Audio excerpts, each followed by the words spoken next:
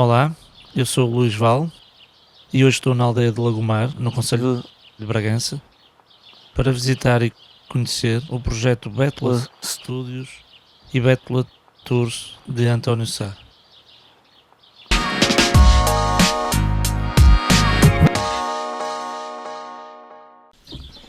Nasceu em Espinho em 1968.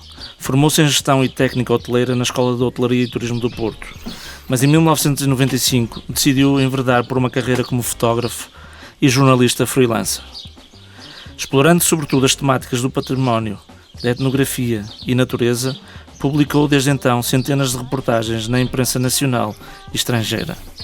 Resultado das suas viagens a destinos como Alasca, Bornéu, Islândia, Marrocos, Mongólia, China, Panamá, Namíbia, Brasil, Cabo Verde, mas também das deambulações pelo vasto e diversificado território nacional.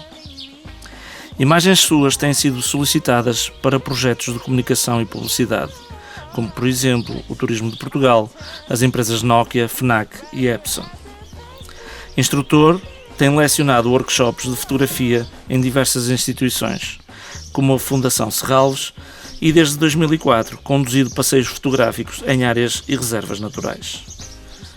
Em 2007 e 2008 foi orientador da disciplina de projeto fotográfico do curso de Tecnologia da Comunicação Audiovisual no Instituto Politécnico do Porto. Tem realizado palestras e seminários a convite de estabelecimentos de ensino como o Instituto Português de Fotografia e o Instituto Politécnico do Porto, a empresa Epson e outras organizações. Em 2007 participou no projeto do National Geographic Channel sobre os sítios portugueses classificados como Património Mundial pela Unesco. O documentário que realizou, intitulado Portugal, um outro olhar, foi emitido em vários países, desde a Alemanha ao Reino Unido. E o trabalho fotográfico do mesmo projeto esteve patente em Lisboa, Berlim, Londres e na cidade turca de Eskişehir. Sim, também não sei bem pronunciar, mas é mais ou menos isso. Mais tarde volta a captar os lugares de Património Mundial da Unesco, desta vez na Bacia Hidrográfica do Douro, para o projeto Douro Ibérico, Rota do Património Mundial, cuja exposição seria inaugurada pelos chefes de governo de Portugal e de Espanha na 25ª Cimeira Ibérica, que teve lugar na cidade do Porto.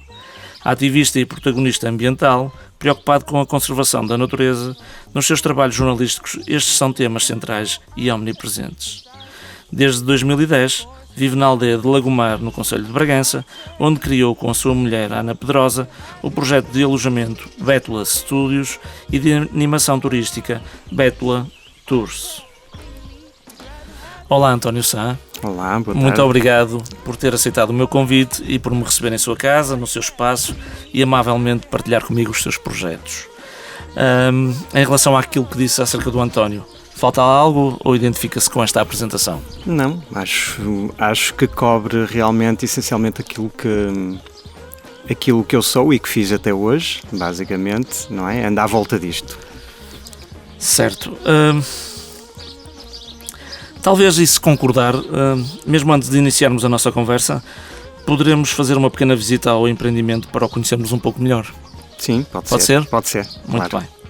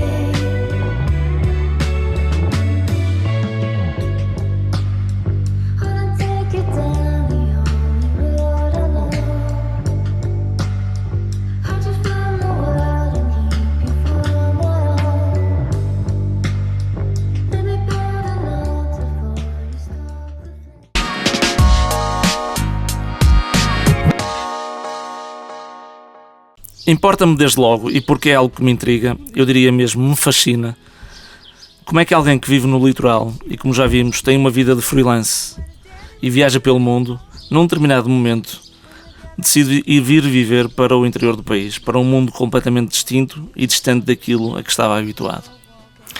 É relativamente fácil de explicar. Obviamente, eu preciso de uma base. Há pessoas que... Eu conheci muitos viajantes que não têm essa necessidade de ter uma base, e eu preciso de uma base.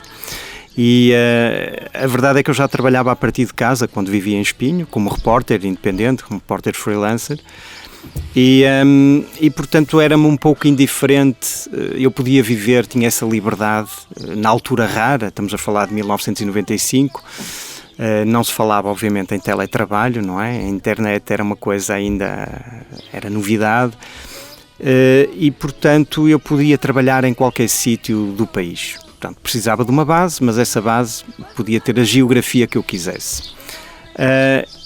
Mas também não foi um clique assim instantâneo como muitas pessoas pensam. Portanto, isso foi um projeto amadurecido. Eu já conhecia aqui o Nordeste Transmontano desde o início dos anos 90, final dos anos 80. A primeira vez que vim até foi de comboio, a Bragança.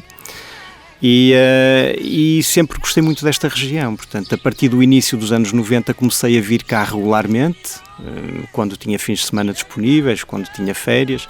Na altura ainda não era um repórter, não é?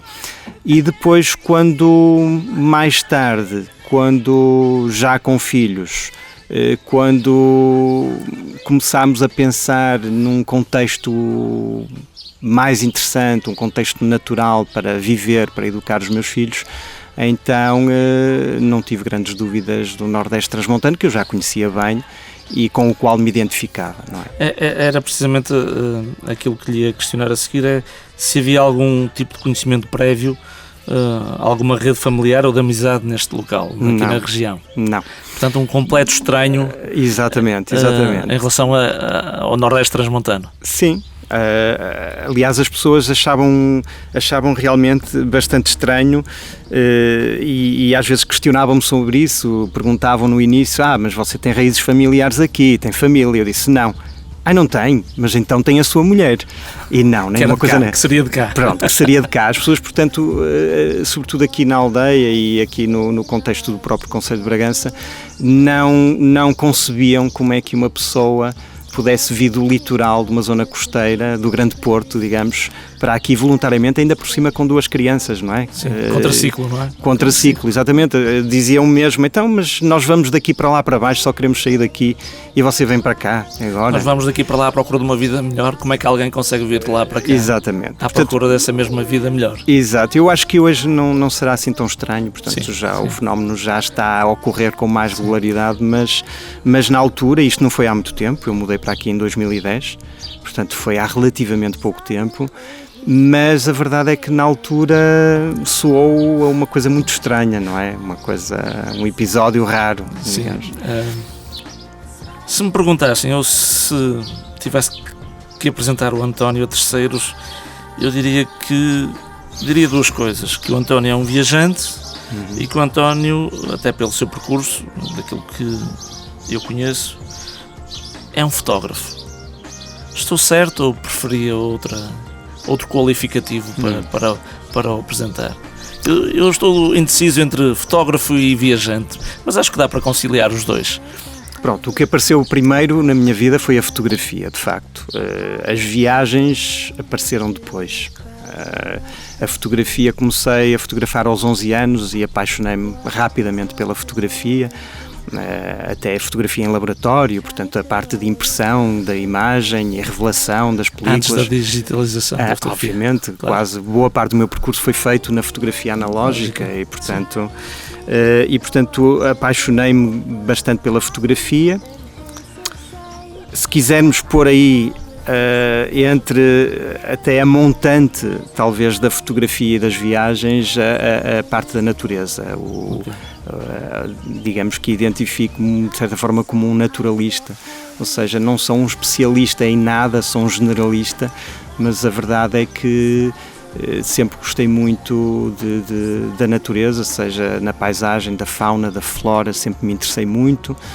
E então depois sim apareceu a fotografia, e a fotografia para colmatar, digamos, essa vontade de registar a natureza.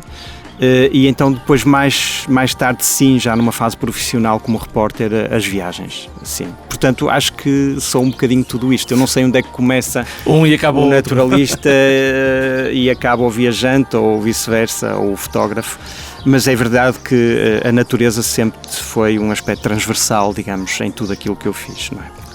Portanto, as paixões maiores serão essas? Sim. Natureza, sim. Fotografia e viagem? Sim. Muito até bom. Porque se falarmos de fotografia, fotografei muito natureza, é o tema que mais gosto de fotografar, é natureza. Se falarmos em viagens, as viagens que eu faço, as que mais gosto são sempre para ecossistemas à volta do planeta, muito distintos, florestas tropicais, o Ártico, desertos, e portanto anda sempre muito à volta de paisagens naturais. E portanto a natureza, digamos, está sempre presente, não é? Portanto, terá sido, ou poderá ter sido a natureza, poderá ter sido a fotografia que eu trouxe para estas paisagens rurais. Foi. E em concreto para esta pequena aldeia do concelho de Bragança, não é? Sim. Ainda por cima inserida num parque natural, não é? Sim, Que é Montezinho. sim. Foi a natureza, sem dúvida. Eu lembro perfeitamente desde a primeira viagem que fiz, em comboio, como disse há pouco, e o que me marcou foi muito a paisagem ser diferente do resto do país. Falo concretamente na floresta, no coberto vegetal ou coberto florestal, não é? Que aqui ainda temos uma predominância de espécies autóctones, não é? Nomeadamente os carvalhos, o carvalho negral tem aqui uma presença muito marcante, e isso é uma coisa rara no nosso país, não é? Um país que está muito desfigurado com as monoculturas de eucalipto, de pinheiro, e depois os incêndios que aparecem em cima delas, não é? E para mim uma grande parte da paisagem do país está francamente desfigurada, precisamente pelos incêndios e por um mau ordenamento do território, uma má gestão do território. E aqui no Nordeste Transmontano, particularmente na Terra Fria, o que encontrei foi ainda esse coberto vegetal, essa floresta autóctone, que é uma raridade. É uma raridade hoje em dia. E sim, portanto, e outra coisa também, em termos climáticos, estamos a falar de uma área do país que ainda tem uma sazonalidade, ainda vai tendo alguma sazonalidade muito vincada, não é? Portanto, os verões... na natureza ou demográfica? Sazonalidade na natureza, paisagística. Estamos a falar obviamente, toda a paisagem reflete um bocado as estações do ano de uma forma muito vincada, não é? Muda praticamente 3 em 3 meses. Aliás, esta paisagem que temos aqui à frente, que eu tenho aqui à frente de casa, no outono é radicalmente diferente e no inverno é radicalmente diferente, portanto... Estamos sempre a mudar de casa. Sim, e é isso, foi isso que me atraiu, digamos. Certo. António, este lugar, Lagomar, como tantos outros lugares da região e do interior do país, se quisermos, estamos a falar do interior do interior. Que percepção tem sobre esta localização geográfica de Lagomar? Como veio parar? Como é que o António e a família vieram parar a Lagomar? Pronto, eu acho que Lagomar não é o interior do interior, não é? E eu de facto eu e a minha mulher tínhamos outras opções. Chegámos a ponderar Montalegre, Concelho de Montalegre, gostamos bastante. Ponderámos também Miranda do Douro, o Planalto Mirandês, que também gostamos bastante, e sempre, digamos, para viver numa aldeia, não, digamos, nas sedes de concelho. Nas cidades ou nas vilas. Cidades. Claro que houve aqui um fator que foi determinante para nós escolhermos uma aldeia muito encostada à Bragança, foi o facto de termos 2 filhos, quando mudámos para cá, nas idades de 10 e 7 anos, e havia que pensar em escolas, não é? E, portanto, estando encostado a uma capital distrito, tínhamos assegurado uma data de serviços logo à partida com mais garantias. O caso da saúde, do centro de saúde, hospital, e o caso das escolas, não é? e, portanto, isso foi determinante. Claro que essa realidade ou esse conforto não existe em sítios da forma que temos aqui, em sítios como Miranda do Douro, ou nas aldeias, digamos, do Planalto Mirandês, ou também na zona de Montalegre, como é lógico, não é? Quando eu me referi ao interior do interior, referia-me precisamente a essa polarização das sedes de concelho relativamente às suas aldeias, não é? Sim. Porque normalmente aquilo que tem acontecido, pelo menos tem sido essa evolução. Bragança, Macedo, Mirandela e mesmo Miranda, se quisermos, tem conseguido não perder população, mas acima de tudo às custas das suas aldeias, Sim, não é? Portanto, as migrações não são só para fora, mas dentro da própria região. E era nesse sentido que o provocava, nesse sentido do interior do interior. Eu costumo dizer que há um centralismo em Portugal, um centralismo, mas não é só em relação à capital, digamos assim, ou aos grandes centros urbanos do litoral. Há um centralismo também a nível local e a nível do interior. Obviamente, eu não vejo com muito otimismo a forma como muitas vezes se distribui, digamos, o conforto nestes concelhos do interior. Aliás, basta pegar num exemplo, basta pegar na internet, por exemplo. Bastava que várias aldeias do concelho estivessem dotadas de uma rede de fibra óptica para permitir internet de alta velocidade, e nós tínhamos outra realidade demográfica provavelmente nas aldeias, e aqui nas aldeias do concelho de Bragança e de Vinhais também, não é? Ou seja, uma carência de infraestruturas que não permitem ou não atraem novas populações. Exatamente, e se falarmos em termos atuais, claro que a internet é uma infraestrutura essencial.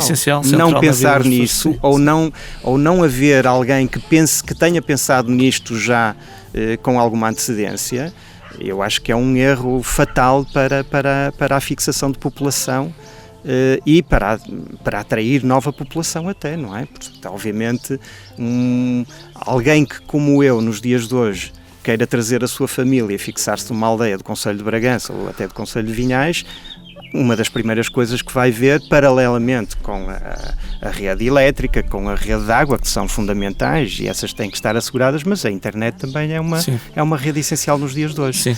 E, claro, portanto, nesse aspecto é que eu digo que há um centralismo perverso e com um ónus grande para as aldeias por parte das sedes de concelho, como é lógico, não é? Bem, sei que já estamos a falar e já referimos isso, e o António já referiu isso, mas uma vez que estamos nos ónus, quais foram os custos dessa mudança radical na vossa vida, em termos a nível pessoal, familiar, profissional, vir para Lagomar, mudar do litoral para o interior? O que custou mais? Quais foram as maiores dificuldades? Eu creio, vendo as coisas, olhando para trás, creio que não houve custos, só houve vantagens. É evidente que podemos questionar sempre, então, e o aspecto familiar e a família? O nosso núcleo familiar, tanto da parte da minha mulher como da minha parte, era relativamente restrito. Não tínhamos uma família muito alargada. Obviamente tenho irmãos que vivem na área do Grande Porto, a minha mulher também tem a família na área do Grande Porto, mas no fundo estamos a falar de 2 horas de viagem. Sim. Quer dizer, é irrelevante, é uma coisa... Nós é que criámos, foi-nos incutido um fantasma do interior e da interioridade que não corresponde à realidade. Hoje já não corresponde à realidade. E portanto, a distância... São 200 km, mas fazem-se em 2 horas, é irrelevante. Portanto, podia eventualmente perguntar aos meus filhos o que é que eles acham, não é? Mas eles vieram para cá numa idade também... E o que é que eles acham? Eu não sei, tenho que lhes perguntar. Eu não sei se lhes perguntar hoje... É um exercício interessante, eu acho que nunca tive essa conversa com eles, o que é que eles acham, se gostariam de ter ficado lá, porque realmente com 10 anos e 7 anos, quando mudaram para cá... E estão com que idade agora? Estão com 24, a mais velha, e com 22. Estudaram aqui? Estudaram aqui em Bragança, exatamente, fizeram um secundário aqui em Bragança, portanto concluíram os estudos até o 12º ano, e depois foram estudar para fora, o ensino universitário. Foram para o litoral? Sim, ambos foram para o litoral. Okay. A minha filha estudou no Politécnico do Porto e o meu filho estudou na Universidade do Minho. E ambos já concluíram a licenciatura. E estão cá convosco ou estão fora? Neste momento, o mais novo sim, está connosco, mas está numa fase de transição, portanto acabou a licenciatura este ano e, portanto, obviamente agora a nossa filha já não vive cá, vive no estrangeiro, na Bélgica, e portanto já está a seguir o seu caminho. Está a fazer o seu trajeto. Sim, portanto, mas isso, o facto de vivermos aqui, não impede, é absolutamente indiferente, é como se estivéssemos no Porto, em Lisboa, em qualquer outro sítio. Aliás, os meus vizinhos, eu vivia num prédio de 5 andares em Espinho e os meus vizinhos, quando souberam que eu ia mudar para aqui, perguntaram: "E os meninos, coitadinhos, agora como é que é?" Depois, quando eles quiserem, eu disse: "Mas há escolas em Bragança?" Está bem, mas e o ensino universitário?" E eu disse: eu questionava-os, então diga-me lá onde é que está o filho do senhor do segundo andar. Esse foi para os Açores. E o filho do senhor do quinto andar? Esse foi para Lisboa. Há certos estereótipos, não é? Claro. Portanto, preconceitos. Obviamente. As pessoas circulam, os jovens circulam e vão se formar onde entenderem que encontram o curso que querem, que pretendem, não é?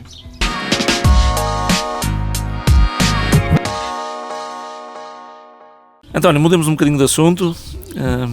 Acho que já deu para perceber aquilo que foi a mudança ou a alteração do vosso projeto de vida para chegarmos aqui hoje. E agora então eu gostava de falar um bocadinho sobre este vosso projeto Bétula, nas suas diferentes dimensões. Já vimos umas imagens do projeto, coisas muito concretas. Este nome ou designação do projeto, como surge? Inspiração? Havia várias hipóteses, algumas já nem me lembro delas, mas realmente Bétula é a minha árvore favorita. Portanto, a Bétula, o vidoeiro, portanto, uma árvore que para mim simboliza muito bem esta sazonalidade, esta mudança da paisagem ao longo das estações do ano, não é? E se as pessoas conhecerem as bétulas, veem que no outono tem umas folhas perfeitamente amarelas, na primavera tem um verde lindíssimo, um verde fresco, viçoso, e até no inverno é muito bonita, porque tem uns ramos avermelhados e, portanto, isto com aquele tronco branquinho, portanto, é uma árvore que eu gosto muito, muito, muito bonita. E talvez esteja aí também a explicação para os vossos estúdios serem verão, inverno, outono e primavera. Foi uma coincidência, nós de facto pensámos em 4, aliás, quando pensámos num projeto nem sequer sabíamos se iam ser estúdios independentes ou casas independentes. Isso aconteceu naturalmente, optámos por essa tipologia, digamos assim, se quisermos, de bungalows ou estúdios, e acabaram por ser 4 e, portanto, e por acaso chamam-se precisamente outono, inverno, primavera e verão. Como é que surge a ideia deste negócio? Ou seja, vem para o interior, para um espaço rural e, portanto, o que é que vamos fazer? Vamos abrir um alojamento e vamos ocupar os nossos hóspedes com atividades. Sim. Bem, foi. Eu, essencialmente, quando mudámos em 2010, ainda viemos como repórteres. Portanto, a minha mulher assegurava normalmente os textos, nós colaborámos com imensas revistas de viagem, e eu fazia a parte de fotografia, a minha mulher escrevia os textos, embora também, durante uma fase inicial, tenha eu assegurado também texto e fotografia. E, portanto, foi isso que viemos para aqui fazer. Claro que as circunstâncias mudaram, não é? A internet desenvolveu-se, o mercado da publicidade deslocou-se das revistas para a internet. As revistas perderam bastantes receitas, basta ver as revistas que existiam nos anos 90 e no início dos anos 2000 e as que existem hoje, não é? E isso obrigou-nos a mudar também de negócio. Obviamente, a natureza de um freelancer é instável, não é? Sim. Portanto, nós nunca temos que ter um jogo de cintura muito grande e adaptar-nos às mudanças da conjuntura e as mudanças económicas que vão ocorrendo. E, portanto, chegámos a um ponto em que dissemos, bem, já não vale a pena continuar a insistir nas reportagens, porque, obviamente, já não chegavam para pagar as contas. E claro, como estamos aqui num contexto excelente, num contexto natural incrível, e tínhamos terreno disponível, e por coincidência, ou não, a nossa formação é na área da hotelaria e do turismo. A minha mulher formou-se como técnica de turismo na Escola de Hotelaria do Porto e eu num curso de gestão e técnica hoteleira. Portanto, tínhamos essa formação na área do turismo, essa formação de base. E, portanto, foi só olhar para a paisagem, perceber aquilo que nós saberíamos fazer. A paixão que temos pelo território podia ser, obviamente, partilhada com quem nos visita. E entendemos que criar um alojamento turístico seria talvez o passo mais lógico depois do percurso como repórteres. E foi isso que fizemos. E, portanto, foi só aproveitar o contexto e o nosso conhecimento, digamos. E a parte da animação, da ocupação a outra dimensão, não é? Portanto, exatamente. Alojamento e animação turística. E animação turística. Surge no seguimento do próprio alojamento. Portanto... Sim. No fundo, também era difícil viver só com a animação turística, não é? Porque imaginávamos que não teríamos as receitas necessárias para fazer disso uma vida a tempo inteiro. Sim. E, portanto, o alojamento, alojar as pessoas era essencial. Mas, de facto, não deixa de ser uma sequência daquilo que nós tínhamos vindo a fazer, porque nós muitas vezes o que fazíamos para as revistas eram reportagens que também exploravam a parte hoteleira, ou seja, qualquer reportagem de viagem que a gente fazia, fosse em Portugal ou no estrangeiro, havia sempre uma ficha técnica no fim, onde ficar, onde comer, exatamente, okay. Essas coisas que as pessoas precisam. Sim, claro. E, portanto, nós durante muito tempo como repórteres fizemos esse trabalho. E, portanto, a partir de certa altura resolvemos aplicá-lo a um projeto nosso, pessoal. António, este projeto, portanto, envolveu um determinado esforço financeiro, como é lógico, e é perceptível por aquilo que está à vista, mas também pessoal e familiar. Houve algum tipo de financiamento ou apoio para este empreendimento turístico? Não. Nós tentámos na altura, porque obviamente estamos a falar de valores que eram bastante elevados, consideráveis, embora nós tínhamos conseguimos um orçamento bastante contido, bastante apertado, com opções que foram sendo revistas passo a passo para baixar precisamente esse orçamento, mas a verdade é que à época, portanto, nós iniciámos isto mais ou menos em 2017, em termos de projeto, de arquitetura. À época, os apoios que eram concedidos eram sobretudo para reconstruções, portanto havia linhas de financiamento, mas para reconstruções já do património edificado, o que existia nas aldeias. Ora, nós aqui estamos numa área, dentro da área de construção, do perímetro de construção da aldeia de Lagomar.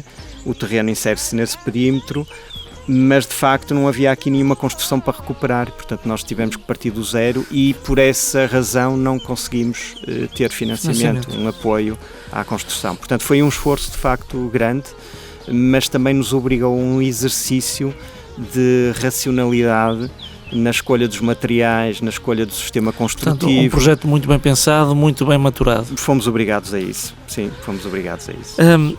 Assim, de uma forma resumida, quais são as características destes estúdios Bétula?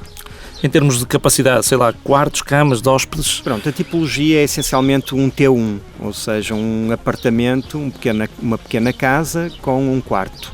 E depois são autónomas, portanto tem uma kitchenette, tem casa de banho e tem portanto, uma varanda para beneficiar também para as pessoas aproveitarem o espaço exterior.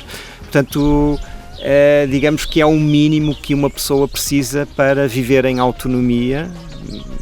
Nós basicamente entregamos a chave e depois muitas vezes nem vemos mais os clientes, eles entram e saem à sua vontade aqui do... Não prestam qualquer serviço hoteleiro aos vossos hóspedes? Não, por Pequenos almoços? Não, nós deixamos apenas uma cesta de pequeno almoço para a primeira manhã, apenas porque há clientes, há hóspedes que chegam tarde e, portanto, para evitar que eles tenham que se deslocar ou ir ao supermercado logo na manhã seguinte. Não é?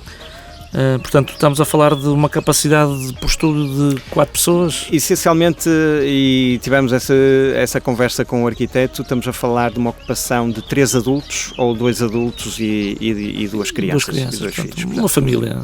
Uma família, sim. Okay. Embora haja um estúdio que permita uma capacidade um bocadinho maior, mas é essencialmente isso. Estamos a falar de uma ocupação máxima de 3 adultos ou 2 adultos e 2 crianças. Ao visitar o vosso sítio na internet, e desde já dou-vos os meus parabéns, porque está um sítio muito bem construído e intuitivo e agradável de visitar, aquilo que mais me chamou a atenção, ou uma das coisas que me chamou a atenção, foi a vossa preocupação com a ideia de sustentabilidade. Como é que se consegue esse equilíbrio? É possível?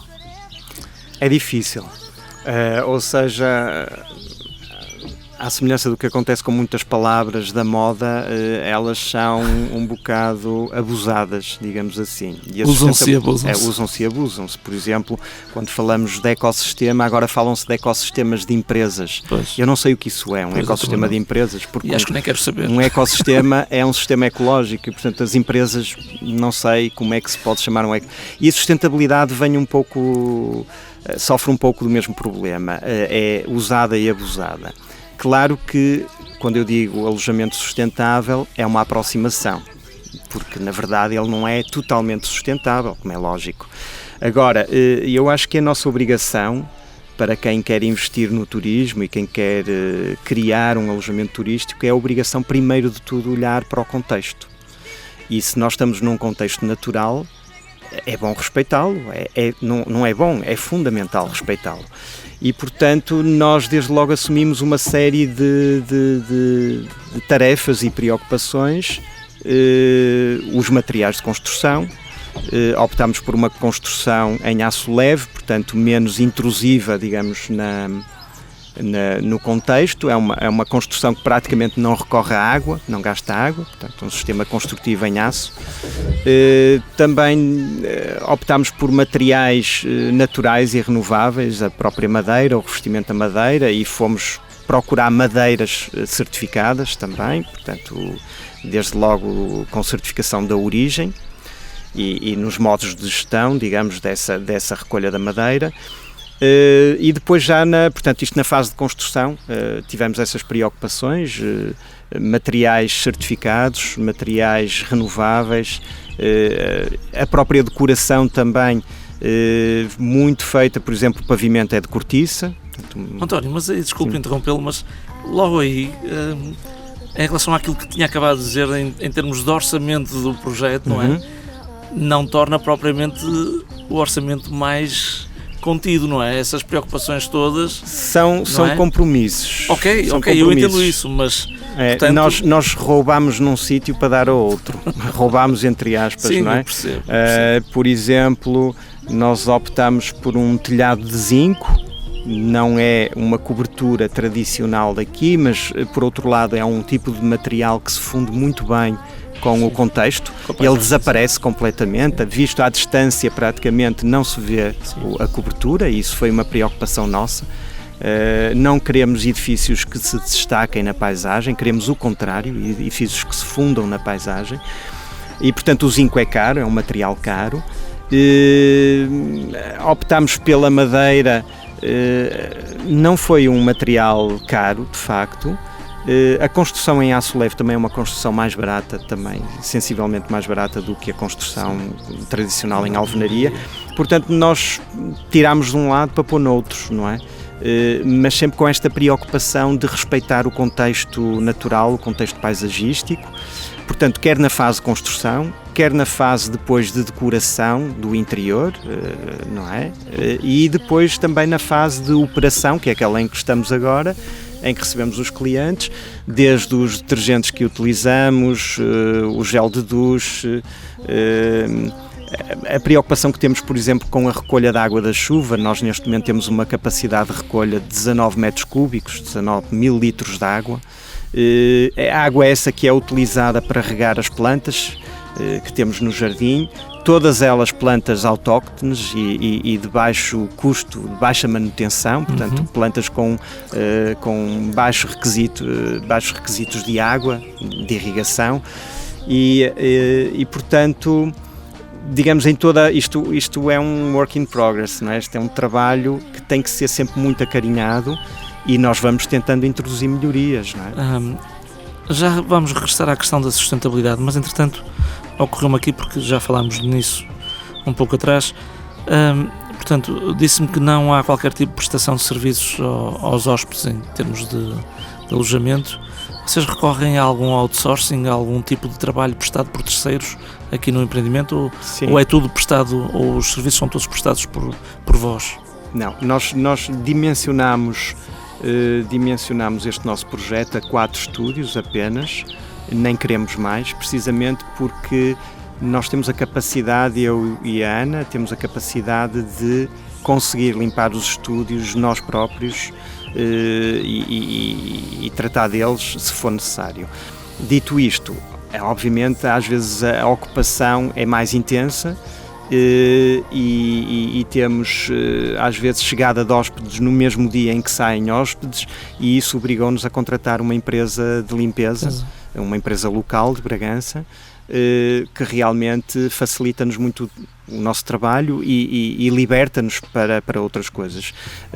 Essa empresa faz a limpeza do espaço, cada vez que há clientes que saem, mas somos nós sempre, eu e a Ana, sempre que fazemos as camas e que damos os últimos detalhes, portanto, que verificamos sempre se as coisas estão de acordo. Portanto, é o único serviço que vocês se socorrem de empresas exteriores? Sim, e obviamente depois temos fornecedores, por exemplo, de alguns itens, por exemplo, ao pequeno almoço. Sim, ok, não é? Certo, portanto, certo. O caso do mel que servimos às pessoas, também recorremos a um apicultor local. Muito bem.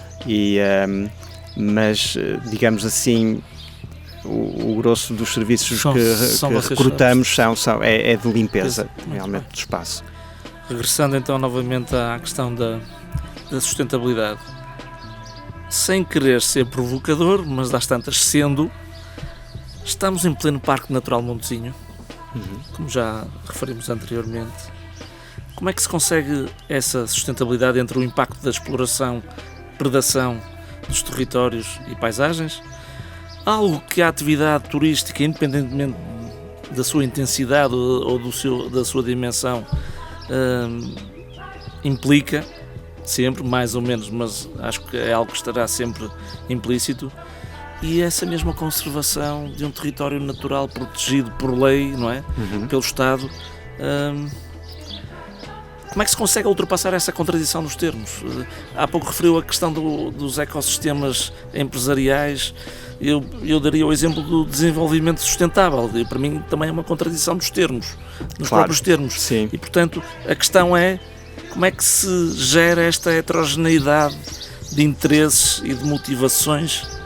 Claro, é um desafio bastante difícil. Em primeiro lugar, há uma palavra que é importante ter em conta, que é o ordenamento do território. Nós, de facto, estamos dentro de uma área protegida, mas estamos dentro do perímetro de uma aldeia. Portanto, nunca quisemos, em momento algum, nem aceitaríamos, nem pusemos isso como objetivo, viver numa zona isolada. Ainda que pudéssemos comprar, por exemplo, uma propriedade, na altura creio que tinha que ser superior a 1 hectare, e tinha que ter algum tipo de construção para a pessoa se poder fixar numa zona, digamos, mais isolada, numa quinta mais isolada, mas nunca foi o nosso objetivo. O nosso objetivo foi precisamente respeitar o mais possível o território e estarmos integrados numa comunidade, numa aldeia. E, portanto, aí já o impacto é menor, digamos, sobre a paisagem, ou sobre o contexto natural. E depois, realmente, isto a nível do alojamento, digamos, portanto, estamos numa comunidade, numa pequena aldeia com 50 habitantes, dentro do perímetro urbano. Depois, na parte da animação turística, também tudo o que fazemos tem a ver com uma escala menor, uma escala com menos impacto. Nós fazemos passeios ou visitas guiadas ao território em toda a reserva da biosfera transfronteiriça meseta ibérica, tanto do lado português como do lado espanhol, mas é sempre grupos muito pequenos, digamos que o mínimo 2 pessoas, o máximo 4. Okay. Uma viatura? Sim, uma viatura. Pontualmente poderei fazer um passeio para 8 pessoas, mas não mais do que isso.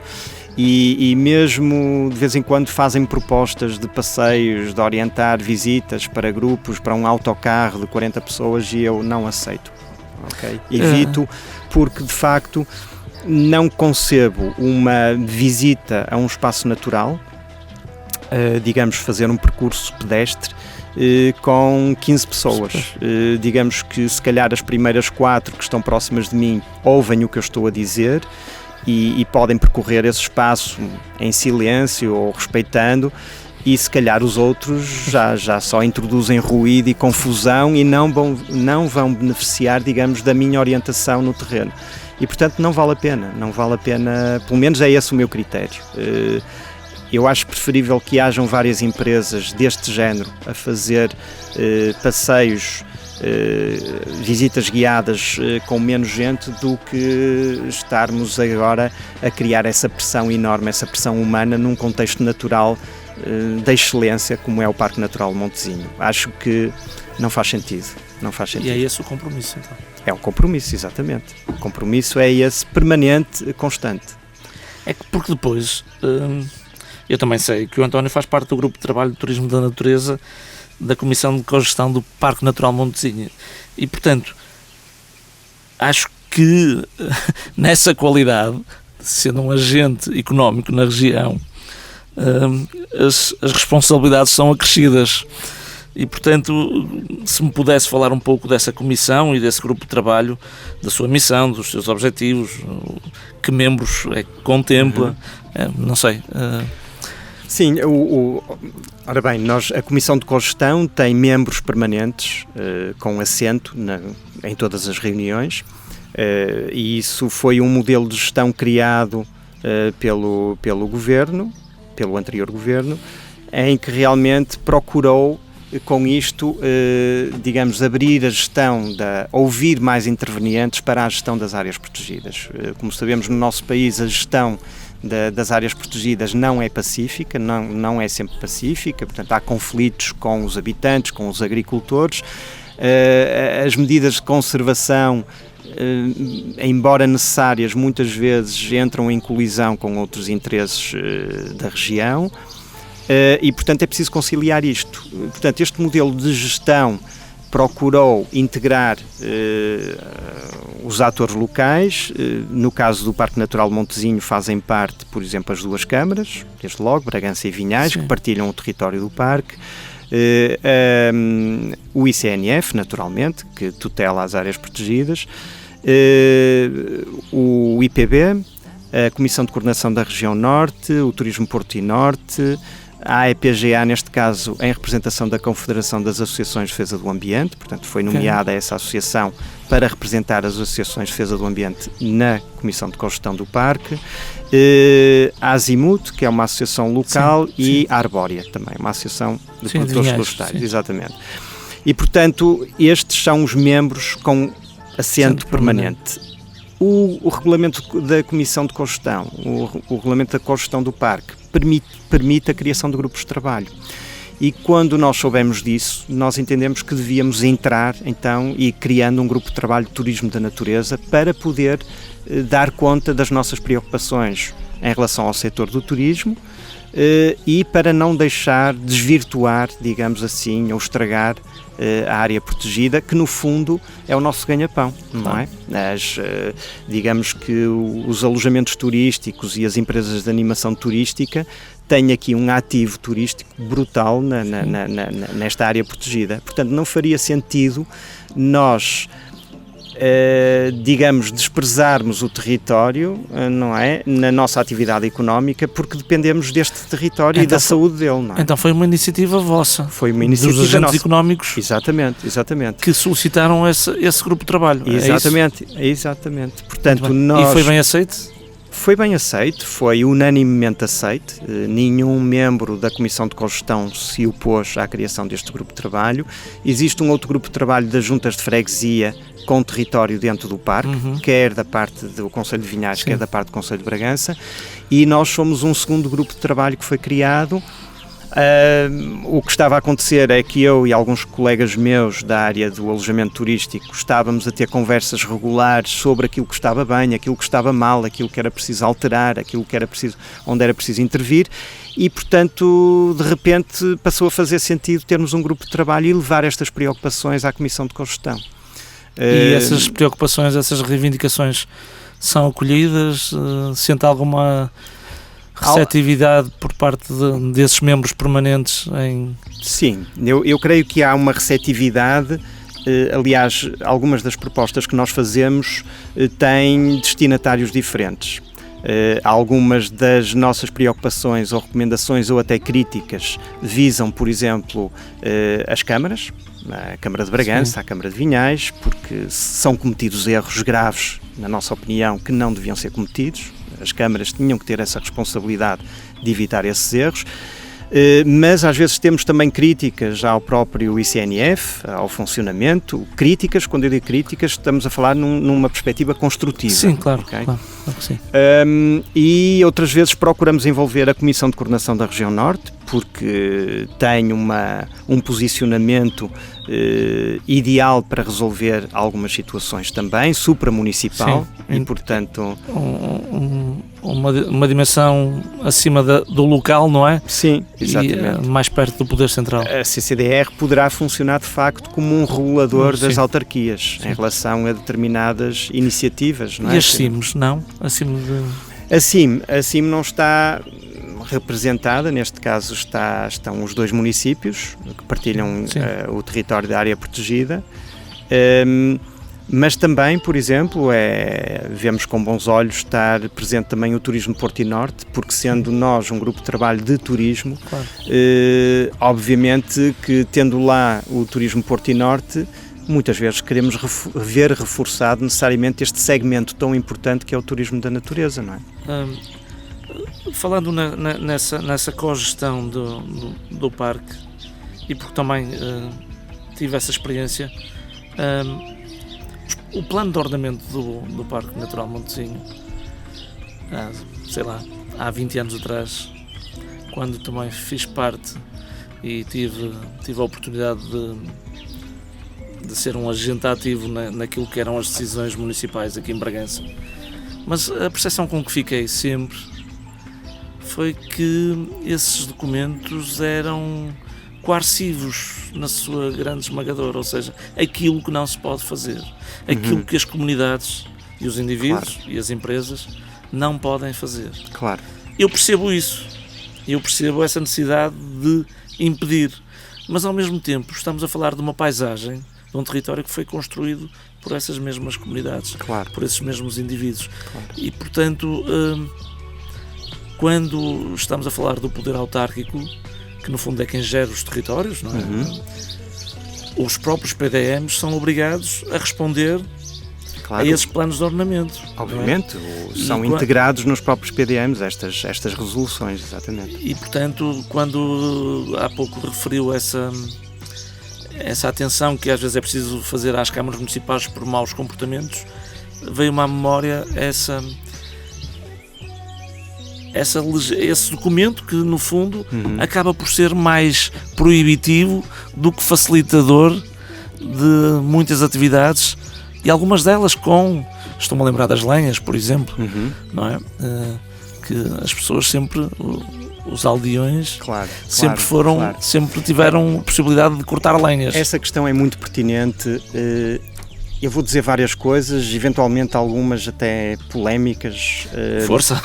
Mas, em primeiro lugar, é preciso ter regras.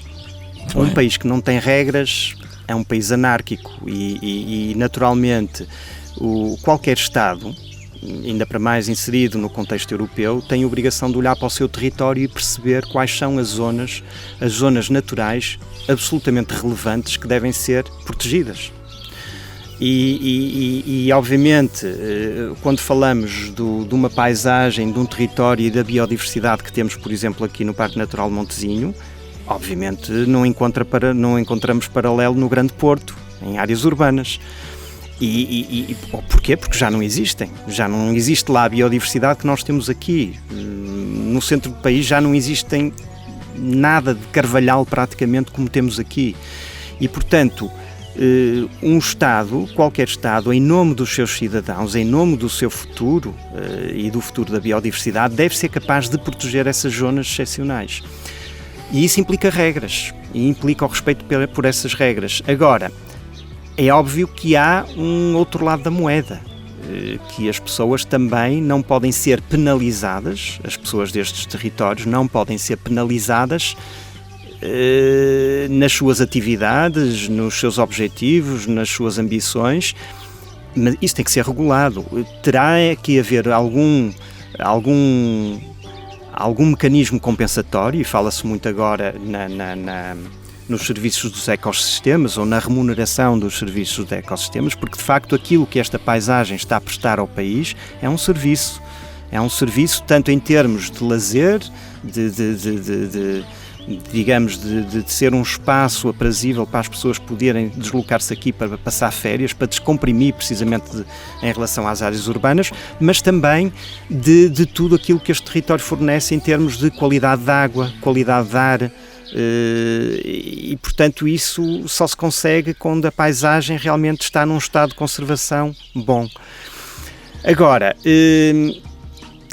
eu sou muito crítico em relação a uma coisa. Eu nunca percebi de facto porque é que as autarquias são tão negativas em relação àquilo que temos aqui.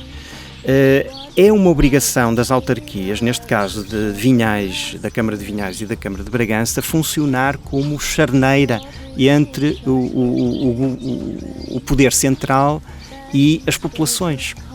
As autarquias têm essa obrigação. Mas em vez disso têm funcionado quase como provocadores, agressores. Há N maus exemplos de más práticas, inclusive práticas que violam os próprios PDMs que essas autarquias aprovaram, e portanto eu não vejo isto como uma coisa normal. Eu acho que as autarquias estão extremamente bem posicionadas para ter um papel pedagógico nas populações e não têm exercido esse papel. E eu creio muito por razões eleitoralistas, muitas vezes. As pessoas querem ter o direito a fazer tudo e mais alguma coisa, e as pessoas têm que perceber, não podem fazer. Eu dou um exemplo, por exemplo, será que é legítimo, mesmo em anos de seca, as pessoas colocarem motobombas nas margens dos rios e tirarem a água que quiserem? Sim, é certo. Legítimo? Sim, não é legítimo. Sim. Não se pode fazer isso, até porque dou outro exemplo. Muitos dos rios que atravessam o nosso território, o Baceiro, o Tuelo, o Sabor, são rios que são utilizados para captação de água para consumo humano. Portanto, com que direito é que boa parte da população coloca uma motobomba na margem desses ribeiros e tira a água que quer para regar castanheiros? Não o pode fazer e não o deve fazer. Isto tem que ser regulado, porque senão, se cada um fizer aquilo que lhe apetece, estamos desgraçados, não é? E, portanto, as câmaras têm que atuar como elementos reguladores, têm que dar a entender e têm que ajudar a população a perceber o que é que podem e não podem fazer. Mas, em vez disso, as câmaras têm-se colocado ao lado da população, porque depois, quando é a altura de eleição, vão precisar desses votos. E, portanto, é muito desagradável, pensam os autarcas muitas vezes, ter que explicar à população: atenção, vocês não podem fazer isto, ou há regras para seguir. Sim, António, mas está a referir isso e estamos de acordo na generalidade daquilo que está a dizer, mas estou-me a lembrar ao mesmo tempo como é que justifica então a atitude destas duas câmaras municipais relativamente a esta última tentativa de exploração mineira, prospecção neste caso ainda. Não estiveram ao lado das populações, ou estiveram ao dizer o que disseram. Foram obrigadas a estar ao lado das populações quando viram que não tinham alternativa. Como reação, mas num primeiro momento estiveram do lado dos agressores, quer dizer, agressores no sentido Aqui a questão é saber onde é que está a defesa das populações. Claro. É a dúvida que eu tenho. Sim, eu acho que quer o município de Vinhais, quer o município de Bragança estiveram francamente mal nesta questão. Francamente mal. Porque simplesmente não fizeram o trabalho de casa. Não analisaram o que é que estava em causa. E isso é de uma gravidade enorme. Porque boa parte do território já tem figuras de proteção. O tipo de intervenção que se está a desenhar, ou que se estava a desenhar aqui, abria caminho, ou poderá abrir caminho à exploração de minério, e as câmaras foram numa conversa fácil que não deviam ter ido e deviam ter acautelado muito melhor a sua posição. E como é que se justifica, na sua perspectiva ou na sua opinião, como é que justifica o próprio comportamento ou a própria atitude dos autarcas locais, ou seja, dos presidentes de junta de freguesia, que muitos deles querem e queriam e querem e acho que vão continuar a querer essas explorações, essas prospecções? É um instinto de sobrevivência? Eu creio que há muito desconhecimento, porque é sobretudo o desconhecimento da realidade. Porque se formos perguntar aos decisores locais, sejam presidentes da junta, sejam os presidentes da Câmara, se sabem exatamente o que é uma mina a céu aberto, se alguma vez estiveram ao lado de uma mina de céu aberto, se conhecem os impactos, nomeadamente nos rios, nas linhas de água, que uma mina a céu aberto tem, a maior parte deles não sabe. Não sabe, não tem conhecimento, nunca viu, não presenciou, nunca esteve ao lado. E, portanto, esse devia ser o primeiro exercício que os autarcas deviam fazer, era informarem-se convenientemente, até de forma presencial, visitarem uma mina a céu aberto para perceberem do real impacto que estas explorações têm no território. Portanto, enquanto não for feito esse exercício por parte dos decisores locais, estão a falar de cor. E o que é que motivará? O que é que atrairá esses autarcas a defenderem esses projetos? Além desse desconhecimento, mas poderá ser eventualmente uma questão tão simples como contrapartidas. Sim, chantagem, motivações. Obviamente há muitas formas, muitos mecanismos que estas empresas mineiras utilizam para conquistarem, para namorarem, digamos, conquistarem as autarquias, conquistarem as câmaras. Muito bem. Muitas vezes com contrapartidas ao nível de infraestruturas. Troca-se, por exemplo, uma mina a céu aberto por uma estrada, claro, ou por outra coisa qualquer, e isso a mim parece-me de uma pobreza enorme e de um risco gigantesco. Não é?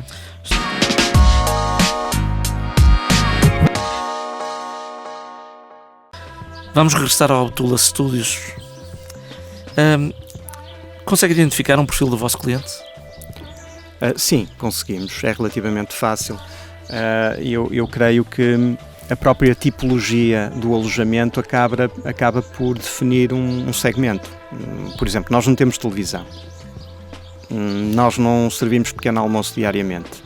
Só estes dois aspectos faz com que... Afasta muita clientela. Muita não direi, mas... Alguma. Mas atrai muita outra, sim, não é? Há pessoas que sabem que não temos televisão e dizem ainda bem que não têm televisão. E pessoas que também não quereriam todos os dias, digamos, ter um pequeno almoço servido, não fazem questão disso, porque gostam de sentir-se aqui como se estivessem na sua casa de campo.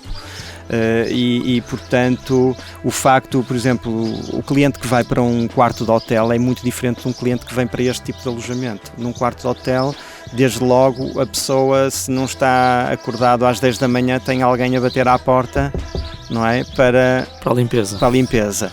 E muita gente não gosta disso, não é? Sim. Muita gente gosta de estar à vontade como se fosse na sua casa. E, portanto... acabamos por definir, a tipologia acaba por definir esse segmento. Temos também o contexto natural e o contexto de interior, atrai um cliente muito diferente daquele que tem o Porto ou Lisboa, não é? Zonas urbanas do litoral. Mas consegue concretizar? Sim, belgas, alemães. Isso é a origem. Sim. E lhe perguntar a seguir, em relação à proveniência. Sim. De onde é que vêm os vossos clientes? Sim, muito do centro da Europa, para além dos portugueses, obviamente, que ainda continuam a ser os nossos principais clientes. por larga maioria portugueses. Depois temos também espanhóis, bastante espanhóis, este ano um pouco menos, mas temos bastante espanhóis, até por uma questão de proximidade em relação à fronteira, e depois temos belgas, alemães, essencialmente estes dois países, porque são pessoas que se calhar privilegiam muito estes espaços de natureza. E em relação aos clientes ou aos hóspedes nacionais, vêm de onde? Maioritariamente Porto, Lisboa? Sim, maioritariamente dos centros urbanos do litoral, Porto e Lisboa, sim. Mas também Braga, Guimarães, aqui no caso da Zona Norte. Tem conseguido fidelizar esses clientes, esses hóspedes? Alguns sim. Regressam? Temos clientes, temos casos de clientes que já vieram 8 vezes, por exemplo. Muito bem. Não são muito frequentes, Sim. Outros 4 vezes, 5 vezes, Muito bem. mas temos alguns casos sim de fidelização, porque de facto as pessoas apercebem-se numa primeira estadia que não tiveram tempo para ver tudo o que havia para ver. E é um facto, é uma grande mais-valia também. Essa é uma mais-valia. A região tem muito para oferecer, tem muita diversidade para oferecer e nunca cansa, porque é uma região que muda a cada 3 meses. A diversidade, não é? Exatamente. Quando iniciaram o projeto, como já falámos anteriormente, qual foi o impacto que percebeu junto desta comunidade local? Houve contestação, resistências? Não digo à vossa vinda, mas ao projeto Bétula. Ao turismo, se quisermos, ao alojamento. As pessoas muitas vezes pensam, mas não dizem, não é? E portanto, claro que terá havido, e que tenho a certeza que algumas pessoas olharam para este projeto, acharam as casas um pouco estranhas. Não é uma arquitetura tradicional, é uma arquitetura contemporânea. E tudo que quebra com a norma muitas vezes. Algum impacto na paisagem? Impacto na para paisagem. As pessoas, eu digo para os locais. Sim, é sobretudo ver que é uma casa diferente do habitual. Mas isto também já aconteceu com a nossa casa, não é? Havia pessoas aqui na aldeia que achavam estranho o facto da nossa casa não ter janelas para a rua, por exemplo. Todas as casas têm janelas para a rua, não é? Só que, no nosso caso, a rua fica do lado norte. Sim. Ora, do ponto de vista da arquitetura bioclimática ou da conservação da energia numa casa, é um erro abrir janelas para norte, porque é de onde vem o frio, não é? E, portanto, as nossas janelas estão todas orientadas, ou quase todas, para sul. E, portanto, há uma lógica, digamos, a arquitetura obedeceu a uma lógica de climática e de conservação de energia, portanto, de minimização do gasto de energia. Não é? Portanto, disse-me que o projeto iniciou em 2019, não foi? Sim, abrimos a atividade em 2019. Nestes 6 anos, cerca de 6 anos de atividade, como é que tem visto, como é que tem sido essa evolução em termos de projeto? Teve altos e baixos, desde logo, porque quando abrimos foi em 2019 e surgiu logo a seguir a pandemia, não é? E portanto nós abrimos e tivemos que fechar quase logo a seguir. Pois. Isso foi um aspecto negativo, obviamente ninguém estava preparado em nenhum setor, mas acabou por trazer resultados positivos, porque mais uma vez a tipologia, o facto de serem 4 casas separadas, fez com que as pessoas que na altura, mesmo durante a pandemia, as pessoas deslocavam-se até bastante para fugir, digamos, àquele drama que se vivia nas cidades, filas de supermercados, sim. Uma convivência difícil em espaços mais apertados, prédios, e portanto as pessoas procuraram muito zonas naturais e zonas naturais do interior. E portanto tiveram procura. Tivemos bastante procura e pela primeira vez tivemos aqui inúmeros casos de clientes de Lisboa que era a primeira vez que visitavam Bragança e só o fizeram por causa da pandemia. Porque não podiam ir para o estrangeiro, não é? As viagens estavam limitadas e aproveitaram para conhecer zonas do país mais remotas que de outra forma nunca teriam vindo, digamos. Aquilo que são os vossos serviços da Bétula Tours, da animação turística, esse serviço é prestado exclusivamente aos vossos hóspedes ou vocês têm esses serviços para não hóspedes? Os serviços de animação turística temos para hóspedes e para não hóspedes, sim. Qual é a percentagem dos vossos hóspedes que vos solicita? Sim, mais ou menos. Menos de 50%, não chega a 50%. Mas, digamos, isso de alguma forma é compensado também por outros hóspedes que ficam noutros alojamentos turísticos da região. Portanto, às vezes já tenho ido buscar clientes para passeios aqui na região, visitas guiadas à pousada, a outros alojamentos, e aí sim percebe-se que são clientes que não ficariam aqui de qualquer forma. Esses passeios que faz, essas visitas que faz pela região, são temáticos? São visitas personalizadas, portanto nós procuramos saber sempre quais são os interesses específicos dos clientes. Já temos tido clientes, por exemplo, que vêm cá com um interesse específico nas aves, observação de aves ou observação de fauna. Temos clientes que vêm em família e, por exemplo, no verão, vêm com crianças. Temos clientes que vêm só para fazer caminhadas e, portanto, a mim, como, digamos, agente de animação turística, cabe-me o papel de conhecer bem a região, identificar quem é o meu cliente, quais são os seus interesses específicos, e adequar, digamos, o que vamos fazer. Não é? Qual é, assim, qual é o serviço, ou qual é o percurso mais solicitado? O que é que os vossos... A verdade é que muitas vezes os clientes não sabem exatamente aquilo que querem, e esses são os mais comuns. Querem tudo. Às vezes é muito bom ter clientes que sabem exatamente o que querem, obviamente, facilita muito, claro, em relação a escolher que parte do território ou do parque ou da reserva da biosfera vamos visitar, mas muitas vezes as pessoas vêm com um interesse geral na paisagem, e quando é assim, é o mais comum, é o tipo de passeio que eu faço mais habitualmente, procuro... Eu tenho passeios de meio-dia, de um dia inteiro ou até de vários dias, mas se for, por exemplo, um passeio de um dia, procuro visitar, fazer uma rota onde se veja vários tipos de paisagem diferente. Por exemplo, podemos começar por um souto, depois subir à zona da Serra de Montezinho, por uma paisagem mais de montanha,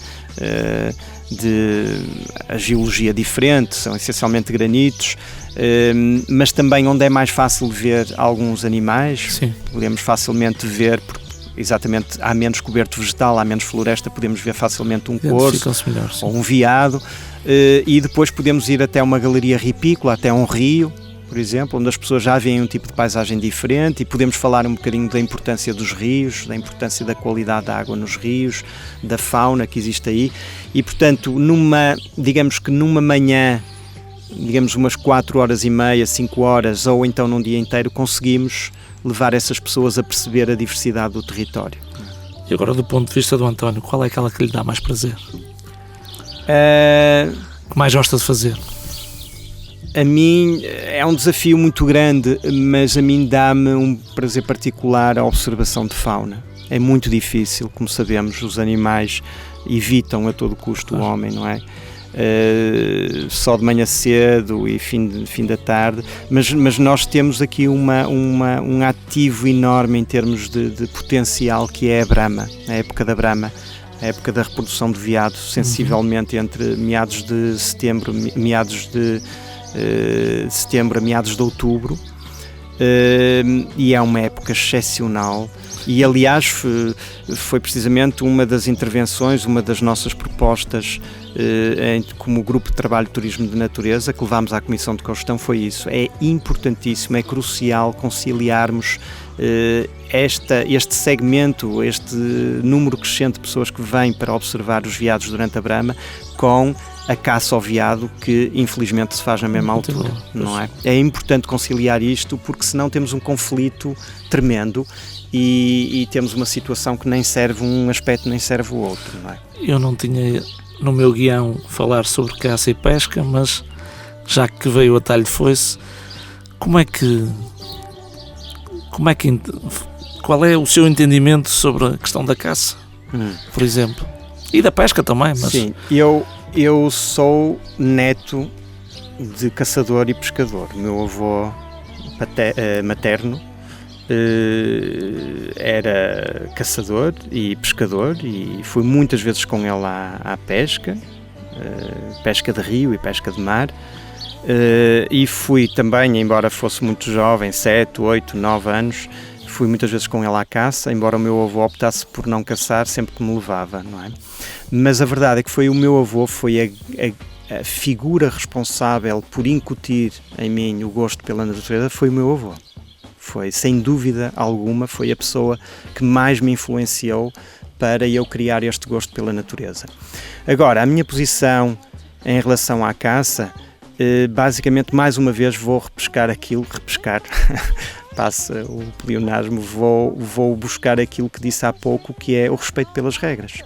A caça tem regras, tem leis. Portanto, quando falamos em caça, há um tipo de caça que é caça furtiva, que para mim não é caça, é um crime. É um crime, não é caça, e que está absolutamente disseminada no território. E isso é um problema. Isso é um problema porque a caça ou os recursos cinegéticos que temos à nossa disposição podem ser explorados de uma forma responsável e a caça furtiva contraria isso tudo. A caça furtiva é um saque à biodiversidade, um saque ao património e portanto, é tirar o mais possível à margem da lei e, portanto, isso é que é grave, isso é que é bastante grave. Agora, quando as regras são respeitadas, obviamente a caça tem o seu lugar, não é? Eu não sou caçador, mas sobretudo o que eu contesto regularmente é o desrespeito pelas regras, é a violação das regras, uma vez mais. Eu há pouco também estava a tentar lembrar-me uma coisa a propósito de que destas questões das restrições que os planos de ordenamento das áreas protegidas por vezes parecem impor sobre as populações locais, quando muitas vezes se diz, e com alguma razão, que foram as populações que construíram estas paisagens, e é verdade, porque nós em Portugal não temos áreas protegidas francamente selvagens ou silvestres como tem Espanha, por exemplo os Pirineus, os Picos da Europa. Aqui praticamente toda a paisagem é bastante humanizada em Portugal, incluindo dentro das áreas protegidas, mas é importante dizer uma coisa e as pessoas esquecem-se frequentemente disto. Os meios mecânicos, nomeadamente, que as populações rurais têm à sua disposição hoje em dia, não têm nada a ver com os meios que as pessoas tinham, os tais fazedores desta paisagem tinham há 50 anos atrás. Hoje é muito fácil uma pessoa com uma motosserra estragar muito mais do que se estragava de antes. Aliás, havia uma certa racionalidade na utilização dos recursos naturais. Uma pessoa, todos nós sabemos que aqui o aquecimento era feito à custa de lenha de carvalho e da azinheira também, de carrascos. Mas as pessoas não cortavam a torto e a direito, as pessoas cortavam o que precisavam, desde logo porque o corte das árvores era feito à mão.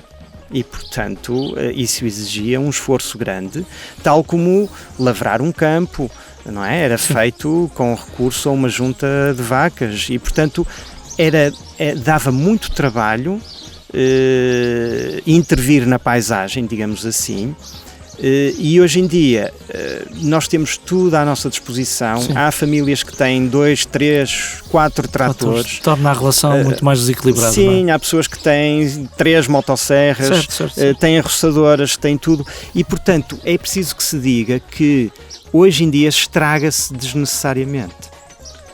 António, regressando à Bétula, reparei também no vosso site que, aproveitando a proximidade do caminho de Santiago, a variante zamorana transmontana da Via da Prata, oferecem o serviço de apoio aos peregrinos, caminhantes ou turistas que optam por esta via. É algo relevante naquilo que é que são os vossos serviços? Tem tido pedidos nesse sentido? Temos tido poucos pedidos, desde logo porque este caminho é pouco conhecido. O caminho português da Via da Prata é ainda relativamente pouco conhecido. Ele foi marcado não há muitos anos aqui pelo município. São cerca de 80 km, que abrange os 2 concelhos, Bragança e Vinhais. Passam de facto aqui em Lagomar peregrinos, nós vemos ao longo do ano, talvez mais na primavera, mas realmente os peregrinos também é verdade que procuram outro tipo de alojamentos que não necessariamente o nosso, não é? Procuram muitas vezes albergues, alojamentos num patamar bastante mais económico e, portanto, nós não temos tido de facto muito este tipo de clientes.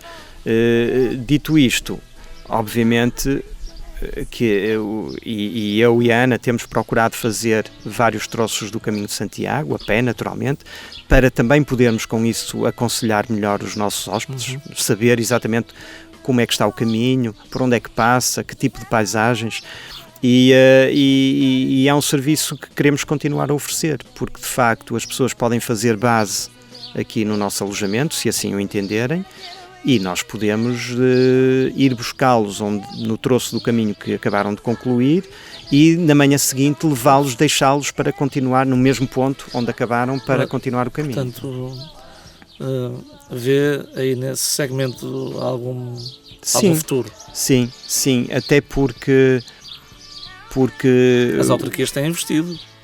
Tem. Há 2 albergues em Bragança, há 2 albergues em Vinhais. Sim, mas é importante perceber uma coisa, e é um erro comum. São muitas vezes criados percursos pedestres, rotas, que depois não são mantidas, não são cuidadas.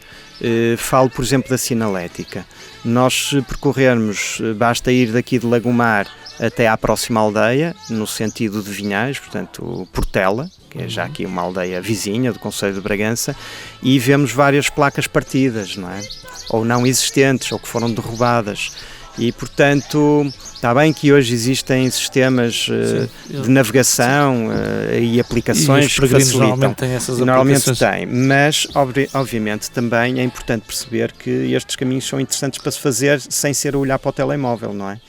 E, portanto, é muito importante serem mantidos. Outro aspecto muito importante que eu queria reforçar é que já não é a primeira vez que eu vejo, por exemplo, esses caminhos a serem percorridos por grupos de motas, não é? Grupos de motares, com motas enduro.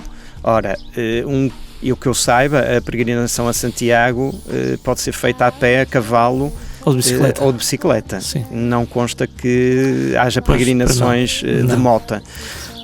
Mas infelizmente esses motares também de uma forma irresponsável utilizam caminhos, não só danificam como criam um incómodo grande a quem o está a fazer a pé, porque as pessoas têm que se afastar para deixar passar motas, claro, não é? Que sim, não faz sentido. Isso é preciso mais uma vez, e volto a dizer, as regras, é preciso haver alguma pedagogia. Regras, pedagogia e haver quem fiscalize. António, estamos a ficar sem tempo. De qualquer forma, tenho aqui mais 3 ou 4 afirmações que eu gostava de colocar à consideração do António, e tendo em conta, não só enquanto agente económico na região, mas também enquanto ator naquilo que são as políticas para este território. Temos assistido a um incremento exagerado da turistificação dos territórios naturais, rurais e interiores? Alguns sim. Neste momento já é difícil considerar, por exemplo, o Parque Nacional da Peneda Gerês um território interior, uma vez que tem Braga, Guimarães e o Porto também não está muito distante, mas é evidente que sim, tem havido uma massificação de alguns destes territórios. Mais uma vez, eu acho que as autarquias deviam estar muito atentos a este fenómeno, porque são fenómenos, eu estou na área do turismo, mas reconheço, obviamente, que o turismo tem um impacto pode ter um impacto muito destrutivo na paisagem. É um problema gravíssimo, claro que sim, é um problema gravíssimo e que tem sido aumentado graças às redes sociais e a fenómenos de moda que nada tem a ver com o prazer de desfrutar o território. E com a qualidade, não é? E com a qualidade. Uma pessoa, a colocação muitas vezes de um miradouro ou de um baloiço, como agora tantas vezes se vê, moda, ou de um passadiço, só vai dar resposta a um mecanismo de moda, a um turismo chamado Instagram. Só vai atrair pessoas que não querem saber o que é um carvalhal, não querem saber o que é um veado ou um corso, apenas querem é tirar uma fotografia no baloiço. É-lhes absolutamente indiferente onde é que esse baloiço está. Portanto, dessas palavras assumo que há riscos. Há riscos sérios para os territórios e para as suas comunidades. Com certeza que sim. Muito bem. O turismo é a solução para os problemas demográficos, económicos e sociais de parte considerável dos nossos territórios e comunidades, nomeadamente aqui no interior do país? Sim, mas o turismo não pode ser visto como um setor da economia isolado. Eu, aliás, acho que Portugal tem cometido um grave erro em fazer depender muito do seu PIB, precisamente no setor do turismo. É um erro. É um erro porque o turismo também é uma área da economia muito volátil, muito sensível a aspectos conjunturais. Qualquer crise, uma situação de guerra, um conflito ou uma recessão que apareça, o turismo desaparece. Estamos a turistificar a economia, estamos a turistificar o próprio país. Estamos a turistificar o próprio Estado. Exatamente, a turistificar e muitas vezes com más práticas. E, por exemplo, eu vejo aqui o turismo, sim, no nosso território como um setor bastante importante, mas sempre articulado com a economia local noutros aspectos, por exemplo, nos produtos locais, na agricultura, e portanto é indissociável. Quer dizer, nós para termos turistas, é verdade que aqui a gastronomia só favorece o turismo e a gastronomia está assente na excelência dos produtos locais que temos, tanto na parte das carnes como dos produtos hortícolas. E, portanto... António, será possível encontrarmos aqui um ponto de equilíbrio ou de convivência entre aquilo que são estes interesses todos divergentes, para que não caiamos num exagero ou noutro? Eu acho que sim. Acho que é possível, mas tem que haver uma mudança muito radical na forma como as autarquias olham para isto. E eu continuo a ver um fascínio incompreensível em fenómenos massificados. E eu acho que as câmaras sistematicamente privilegiam fenómenos massificados, coisas para 1000 pessoas, para 500 pessoas, que acontecem de uma forma pontual fim de semana do ano e acabam por negligenciar um fluxo regular de turistas que acontece todo o ano e que são turistas que deixam cá bastante dinheiro, normalmente turistas do centro da Europa, mas que vêm todo o ano e que respeitam o território e que valorizam o território tal como ele é. Os fenómenos massificados, pelo contrário, têm um impacto muito mau, gigantesco. Há de facto digamos, um incremento do alojamento, mas é pontual, é como eu digo, é um fim de semana por ano num desses mega eventos e acaba por, em termos de pressão humana, muitas vezes quando vão sobre as áreas naturais, acaba por ter um impacto tremendo e que no fundo só destabiliza, não é? Destabiliza, e é o que eu digo, nós aos poucos vamos matando a galinha dos ovos de ouro que isto representa, não é? Em relação ao vosso projeto aqui em concreto, como é que projeta o futuro próximo, o futuro longínquo? Ou poderá ser mais um ciclo da vossa vida e tal como começou também poderá ter um fim? Claro que sim. Eu aprendi ao longo da vida que nada é eterno, nada é permanente. Aliás, o facto de ser freelancer obrigou-me sempre a fazer coisas novas. Eu posso dar um exemplo. Eu comecei na fotografia achando que ia ser um fotógrafo de natureza e nos primeiros trabalhos aprendi logo que não era possível sobreviver só como fotógrafo da natureza, portanto acabei por também fotografar zonas industriais, fazer outro tipo de fotografia que era impensável para mim, mas que ao mesmo tempo me abriu a outros mundos e fez-me ver outras realidades. E o nosso projeto turístico é a mesma coisa, está a ser bom, nós queremos acarinhá-lo e vamos continuar a acarinhar. Achamos também que podemos ter um impacto positivo no território através de partilha de boas práticas com outros colegas nossos. Acreditamos nesta dimensão contida destes projetos porque é a dimensão que mais respeita ao território, mas quando tiver que acabar, acaba e podemos dedicar-nos a outra coisa qualquer, com certeza, embora eu não esteja a pensar nisso. Não é? Certo. Eu tenho aqui mais uma questão que acabei por incluir já no final do meu guião para esta conversa e que surge no decorrer de uma conversa anterior que tivemos a propósito, ou quando estávamos a programar esta nossa conversa, e gostava que o António se pronunciasse sobre a distinção entre turismo de natureza e turismo de aventura, porque sei, porque já me disse, que não gosta muito da designação de turismo de aventura. Não, o turismo de aventura existe, não pode ser confundido com o turismo de natureza, porque não é necessariamente a mesma coisa, nem cabe no mesmo saco. Há uma figura que vai buscar um termo inglês ou de origem anglo-saxónica, que é o turismo outdoor, ou seja, tudo que é ao ar livre, não é? E aí cabe muita coisa. Mas nós temos dentro, por exemplo, do turismo de aventura, atividades que desde logo não respeitam o meio, o contexto onde são realizadas, não é? Que é a natureza. Total natureza.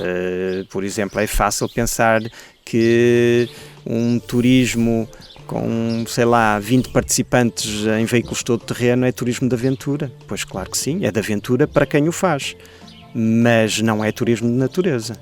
Não pode ser turismo de natureza, porque muitas vezes estas atividades com veículos todo-terreno, ainda que sejam por grupos de amigos, não, digamos, promovidos por empresas, mas são realizadas em sítios onde não deviam ser e que não têm em conta, digamos, algumas restrições ou alguma sensibilidade desses territórios. Vou dar um exemplo, por exemplo, se esse grupo de pessoas que faz esse passeio ou essa expedição em veículo todo-terreno e consideram isso turismo de aventura, muitas vezes decidem fazer um troço por um leito de um ribeiro e fazem-no. Eu pergunto-me se isto tem alguma coisa a ver com turismo de natureza. Portanto, eu acho que qualquer atividade turística, e com mais responsabilidade se for ainda por cima uma empresa que esteja por trás da sua promoção, qualquer atividade que seja feita em contexto natural tem em primeiro lugar que atender à sensibilidade desse território. Não pode ser um fator de destruição desse território e da natureza. E, portanto, por isso é que eu recuso-me a misturar as coisas. Não se pode misturar. Muito bem. António, ao longo da nossa conversa tivemos um som a acompanhar-nos. Que som é este e porquê é que o escolheu? Escolhi com base numa playlist que fui criando. São músicas todas um pouco diferentes umas das outras. Eu não quero soar a uma pessoa muito eclética ou fazer de conta que sou eclético, mas realmente gosto de estilos muito diferentes de música e escolhi as músicas com base nessa playlist que ouço regularmente, digamos. Não houve propriamente... eu sabia que a conversa ia ser tranquila e a abordar estas questões do turismo, da natureza. Pode-se pensar que eu fui escolher músicas mais calmas ou isso, mas não necessariamente. Portanto, há músicas mais calmas, outras menos calmas, mas são músicas que fazem parte da minha vida também e do meu cotidiano. Não é? Certo. António Sá, muito obrigado por esta conversa, por me ter acolhido e dar a conhecer o seu projeto Bétula. Foi um prazer conversar consigo. Obrigado eu pela oportunidade. Terminamos assim mais uma nova conversa rural, com a certeza de que regressaremos com novos convidados e outros temas e assuntos. Muito obrigado.